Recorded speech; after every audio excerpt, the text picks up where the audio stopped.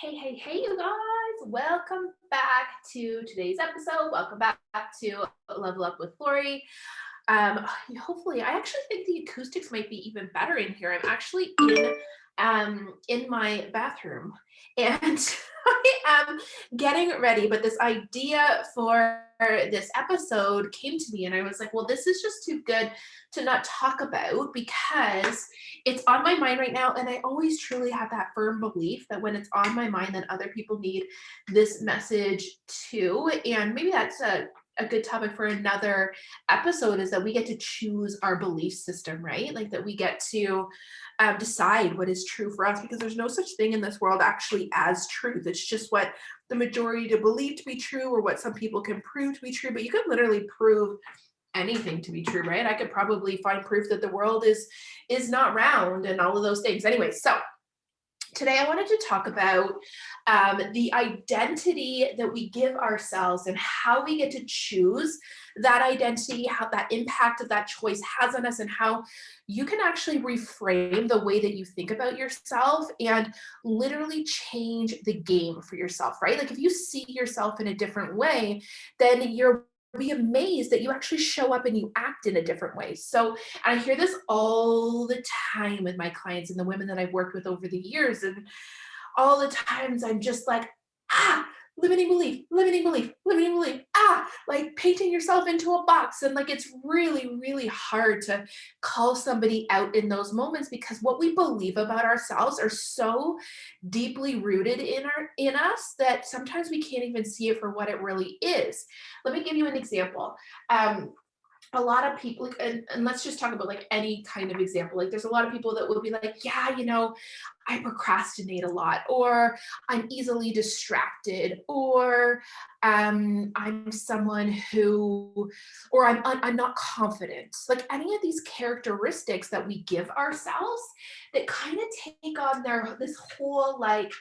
this whole identity inside of ourselves and they actually change the game for us, right? Like if I tell myself that I'm someone that's not confident, all of a sudden I start to live that out as my truth. And I'm like, oh, well, like I don't really have the confidence to do that because I'm not really someone who enjoys public speaking, or I'm not really like, or, it's kind of like the whole introvert extrovert thing. It's like, well, I'm actually really introverted, so I don't really enjoy doing XYZ. Well, that might be true, but like, you can actually reframe that and not allow like being an introvert to hinder you in building your business or going out and living your life, right? Like I am an introvert, but it just means that like I have to actually I create the lifestyle around me that makes me comfortable in my life but still allows me to test my own boundaries, to show up in ways that, like, just because I'm an introvert doesn't mean that I stay in my house like a hermit and I don't leave it, because I've given myself this identity and I've just allowed that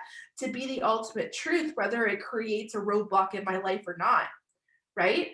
Um, there's this like whole like busy woman, exhausted woman drinking wine, like at the end of our ropes, not getting enough sleep, not like it's this there's this an entire culture around this movement that I see for women that is just really kind of scary in a lot of ways, right? Like when you think about it.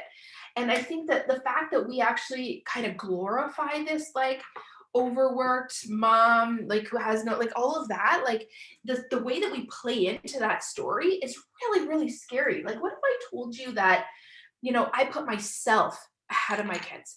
What if I told you that, like, I often, I have lots of free time to myself, that I read like at least one novel um, a month, that I watch quite a bit of TV. Like I sometimes feel like, oh, like this is the kind of shit you have to hide, Lori, because people will judge the way that you take care of yourself because we have built up this culture around being burnt out, exhausted, overwhelmed, to the point where we're actually like making it like the thing that you want to be. I don't want to be that. And I don't believe that we need to be that. Do I have a lot going on? Yeah, absolutely I do. But I choose the way that I feel in every single moment. So last night, and because there's going to be things in your life that you have to do, right? Like last night, for instance, like today's the first day out of like the last few days where I have been feeling better. But I was feeling, and I get whenever I realize I'm taking on a little bit too much, and sometimes it's not even physically like doing too much, but there's like too many ideas around swirling around in my head. It's like the pressure has built up. I will start to feel like the beginnings of what I think is strep throat. And I'm like, it's like my throat hurts. I feel exhausted. And I know it's like my body's warning sign of like, Lori, you are like overdoing it. You need to relax, get a couple things off your plate, have a few early nights, really, really like take care of yourself. And I have over the last few years like caught so many things before they started because I listened to those signs and because I don't actually even believe like that they're real. I think sickness was manifesting itself in my body because my body needed a way to slow down. Anyways, last night I was feeling like crap all day. And I still did the things that I needed to do. I had a couple presentations to make, a couple meetings to run, all good. We all have things that we got to do, right? But leading up to those presentations and meetings, rather than being in my office, I actually had a nap.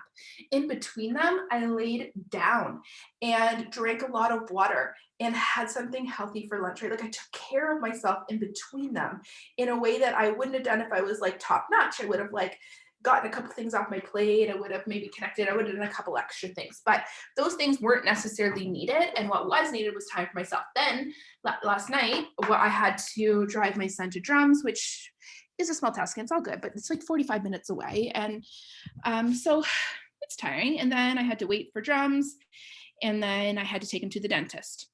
And the whole time I'm just like, my body is screaming like, Lori, enough is enough. You're so tired, but sometimes you got to do the things, right? So you know what I did? Like I sat and I decided to like breathe, just like be with myself while I was waiting in the car for him to come out of drums. I decided to like not, because most of the time I sit in my car while he's in drums and I do work because, well, why not? I'm sitting there doing nothing. I'm sitting there idle anyways, right? But last night I just sat there, I closed my eyes and I just breathed. Like I just let myself be. Then I got us both dinner on the way to the dentist. And I sat in the waiting room and I just watched the TV that was on there. And I watched the fish that were in the tank. And then I came home. I like did a couple things and I went to bed and I got 9.5 hours of sleep. And were there things that I could have done yesterday that, yeah, absolutely. But in moments where like you have to decide who you want to be in this life, right? I could have played into that notion that I am an exhausted mom, that moms never get time to themselves, that moms have way too many things on their plate, like all these things. And then this coming weekend, we've got a lot of things on the go. And I was like, you know what? This isn't all going to work. Like, it's just not going to work. The kids are showing signs of like being tired. So I'm like, yep, they're not going to come with us on Friday to the thing we're going to do. I'm going to ask for help. And I asked my mother-in-law to come over for the second time in 1 week. Like that's too much. And my head and my brain were screaming, that's too much. But you know what I was telling myself? Like if that's too much for her, I will allow her to say no. And I told her no pressure. I will figure out another way if this doesn't work for her. And then on Saturday, I asked my mom, can 2 of the kids stay with you overnight after Thanksgiving dinner? And so now you know when I'm recording this. And you can bring them to the cottage the next day because I'd like to just go home, get a good sleep with Wayne, and I'd like to go to Henry's hockey game the next day and then go up easy peasy. Sometimes we ask for help. And this podcast episode really wasn't supposed to be about this mom culture, but I do think that this is an important factor. If you decide that this is the way that mom life is supposed to be, then that is the truth and what you're going to live into. Sometimes I think we almost invent our own chaos in order to live up to these truths that we have created. Right. And so ask yourself, like, what can you let go of? What identity have you given yourself in life that just, you don't want to be your truth anymore? Like you want to let go of, you want to reframe, you want to see a different way. I look at myself all the time and I ask myself, like, where am I being held back in life because of beliefs that I'm holding really, really dearly to, right? What like, or belief structures or conditioning that has happened throughout life. Like, where am I making it hard because of a truth that is deep rooted that I'm not even consciously thinking anymore, right?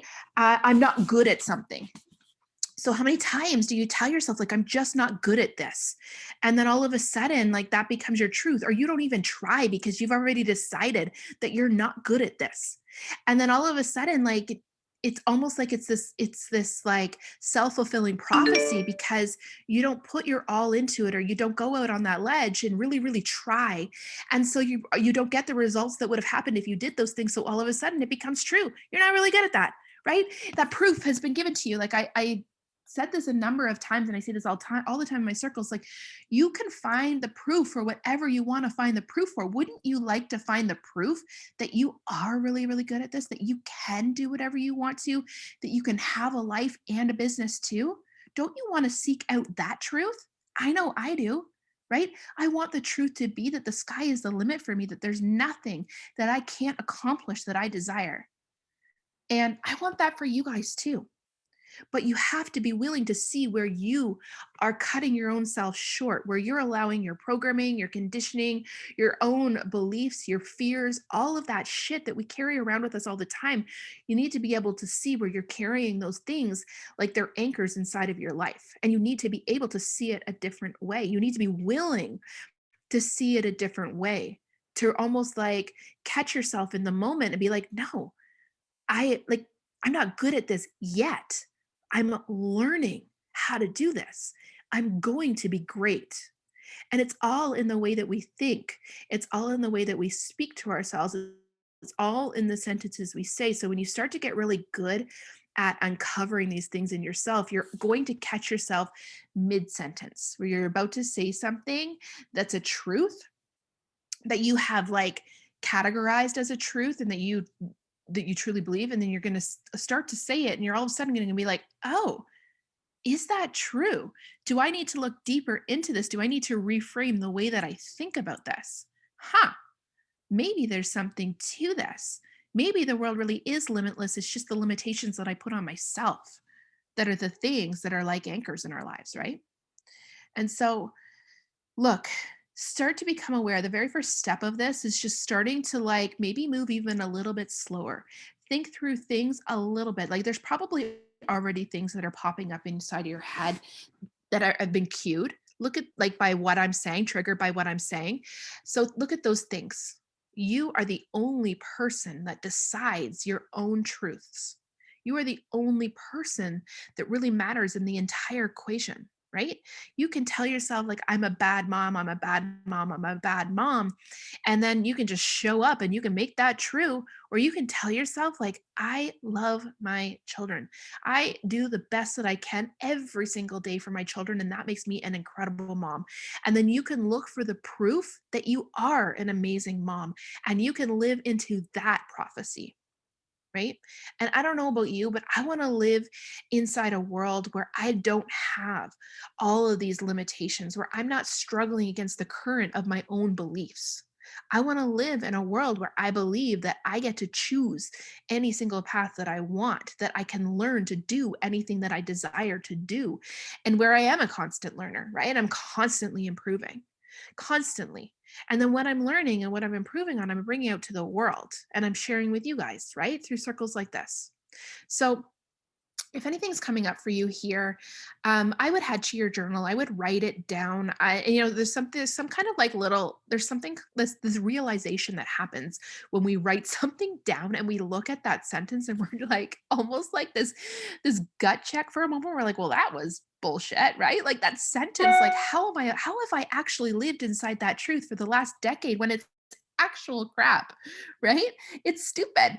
I write some of the things down in my journal and, like, all of a sudden the truth, it just hits me in the face that I am the one holding myself back, that I'm the one like, oh, You guys, you can have and be anything that you want, but you have to be aware of the ways that you are the one holding yourself back, that your beliefs, like you're the one that's allowing this belief system that isn't serving you to play out inside your life. Like ultimately the people that like really make a difference in the world, the people that do all the big things, it's because they've spent time on their self-awareness, right? It's not because they work the hardest necessarily. It's not because they're pulling all-nighters. It's because they're willing to do the work on themselves and show up in a different way, to choose a different way. All right, you guys. I will see you over on social media. If you love this episode or any of the episodes, please tag me, Ms. Lori Irvin, and I will give you a shout out as well. I love you so much, and I will see you inside the next episode.